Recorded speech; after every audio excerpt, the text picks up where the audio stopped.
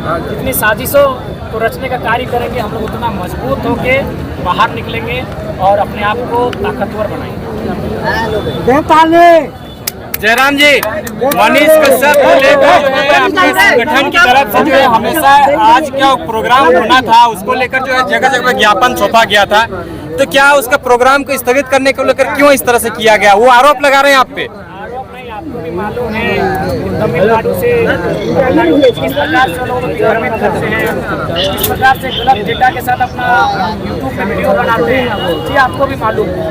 तो मेरा यही सवाल है कि झारखंड में एक तो माहौल देख रहे हैं कि यहाँ के नौकरियों को अन्य राज्यों के लोग लूट कर लेके जा रहे हैं और आप यहाँ उनकी छाती में चढ़ के इस प्रकार का कार्यक्रम करेंगे तो ये कह सकते हैं झारखंड के गाल पे तमाचे के जैसा। तो इससे अच्छा है कि इस विषय को संज्ञान लेकर प्रशासन ने उस कार्यक्रम को रोका है, ये एक बढ़िया संदेश। हमें लगता है कि और 4-5 दिनों में पहली सूची जारी हो जाएगी, उसके बाद धीरे धीरे दूसरी, तीसरी, चौथी, 5वीं, 6वीं, 7वीं सूची जारी हो जाएगी। अभी बाहर के जो मतलब बाहरी हाँ पत्रकार भी अलग अलग। देखिए, सबसे पहला बात ना मेरे पास हमें अब इतना समय हम लोग का विधानसभा के चुनाव में नहीं है कि एक बाहर का व्यक्ति आता है हम पे कोई बात करता है उसको हम इसके लिए हमारी प्रवक्ता मंडली है, आप उनका इंटरव्यू लीजिए, लाइव लीजिए, वो निकलिए।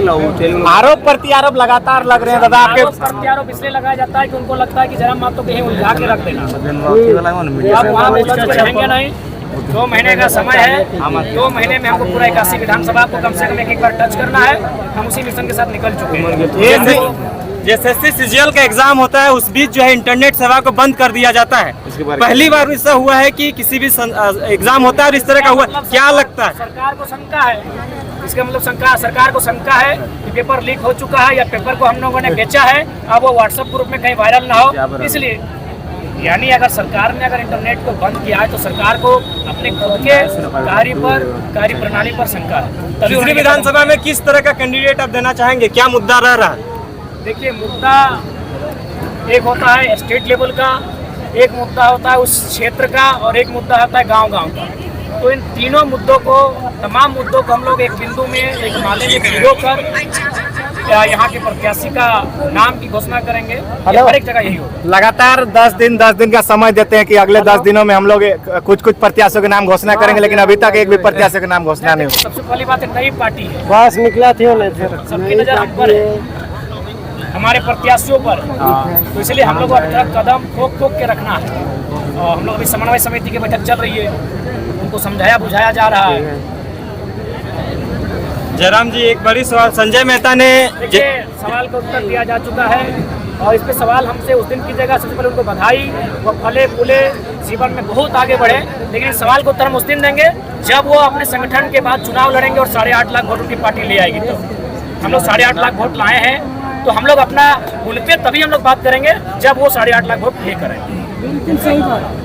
दादा, अचानक से जेबी केसेस से कोई भी नेता चले जाते हैं जो गरीब का पैसा जितना भी दिए थे और अचानक से पार्टी चेंज कर लेते हैं, तो फिर गरीब जनता कैसे विश्वास करेंगे? दादा, हमारी अपनी नैतिक जिम्मेदारी थी, वहाँ हम हमारे संगठन से व्यक्तिगत हमसे भूल हुई है, क्योंकि लोकसभा का चुनाव पहला चुनाव था, इंसान को परखने में हम लोगों ने भूल किया है, ये सत्य है, इसको स्वीकार करते हैं। और विधानसभा के चुनाव में ये भूल ना हो, इसके लिए हम लोग अपने जो गुप्तचर है उनको दुरुस्त करेंगे, बढ़िया फीडर ला के देंगे। अच्छा, एक सवाल है सर कि रिजवान क्रांतिकारी जो अल्पसंख्यक मोर्चा के अध्यक्ष थे, उनके जगह पे कोई और अभी आप लोगों ने बनाया, तो क्या रिजवान क्रांति ने जो किया है वो सत्यापित हो गया है क्या? देखिए, नहीं, अभी उसकी जाँच चल रही है और चूँकि आरोप प्रत्यारोप का जो दौर चला और कार्यक्रम रुका था, क्योंकि उनका भी जांच चल रही थी, यानी वो कार्यक्रम में जा नहीं रहे थे, तो इसीलिए हमने कार्यकारी दोनों को भी कार्यकारी मनोनयन उनका किया गया है।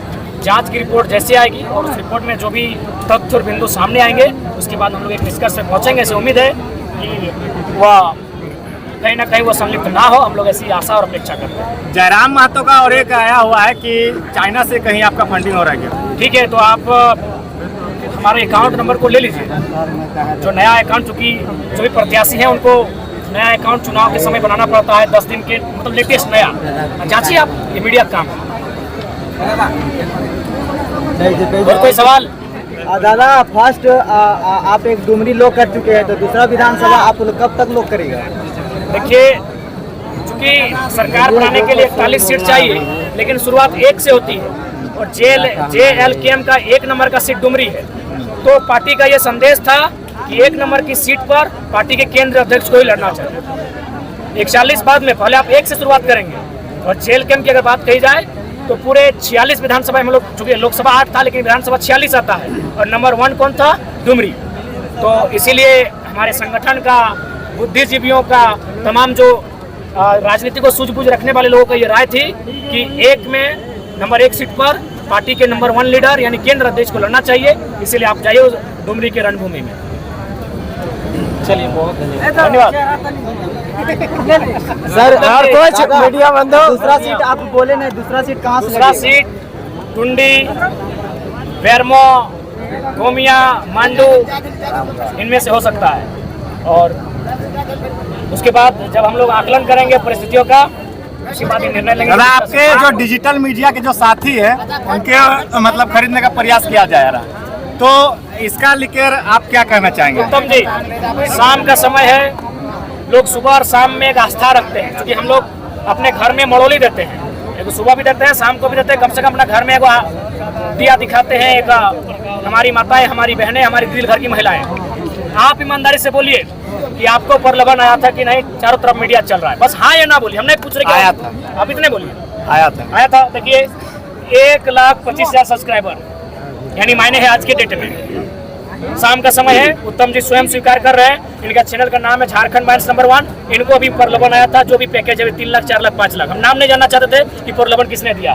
देख सकते हैं आप लोग भी, तो ये तो सच्चाई है। अब सफर सच भले भैया तक पहुंचा कि नहीं प्रलोभन, तो कैसे रोकिएगा इसको? सब यूट्यूबर लोग ऐसे। अरे कोई दिक्कत नहीं है, हम लोग ग्राउंड में है। हम लोग ग्राउंड में आ चुके हैं। अभी तो फेसबुक के नेता नहीं रहे, फेसबुक से प्रचार प्रसार किए हैं, फेसबुक का बहुत बड़ा रोल भी है, लेकिन अब हमारे संगठन के साथी ग्राउंड में पहुंच चुके हैं और अब उनकी जो पॉलिसी है उसे जनता भी जान चुकी है, लोकसभा के चुनाव में देख चुकी है। ठीक है सर। तबीयत अभी ठीक है दादा? पूरा तबीयत बहुत खराब है अभी तो। आप छत से छलांग लगाए, उसमें भी लोग टिप्पणी कर रहे थे कि अच्छा खासा टाइगर फिटनेस में है, झूठ मूठ का हॉस्पिटल। शारीरिक फिटनेस ठीक है, मेंटली हम डिस्टर्ब है। मेरा गला खराब है, अभी तो यहाँ से चले जाएंगे, उसके बाद गला बैठ जाएगा रात भर के लिए। तो एनर्जी लेवल है, इसलिए बोल दिए। कल जो बागमारा से आए हैं ना, उसके बाद मेरा गला बैठ गया है। जयराम जी, आप अपना सीट का तो क्लियर कर रहे हैं, लेकिन आपके इर्द गिर्द रहने वाले किसी भी नेता क्लियर नहीं कर रहे हैं। लास्ट टाइम में करिएगा तो कैसे चुनाव प्रचार? नहीं, लास्ट टाइम में नहीं होगा। उनको 1 महीना 30 दिन से ज्यादा समय मिलेगा। और आपको भी मालूम है, इगलाक जी आए हुए हैं, उनको 4 दिन पहले घोषणा हुआ था 80,000 वोट लेके आए। यानी अब प्रत्याशी नहीं, आइडियोलॉजी का वोट है। प्रत्याशी इगलाक रहे चाहे वहाँ फरजान रहे, वोट आइडियोलॉजी का है। धन्यवाद। चलिए मेरे माइक तो जी, आराम से दो। हो गया, चलिए खत्म हो गया। माइक का माइक सफर। ये राहुल भैया, मेरा माइक तो दीजिए जी। जिंदाबाद जिंदाबाद राहुल भैया,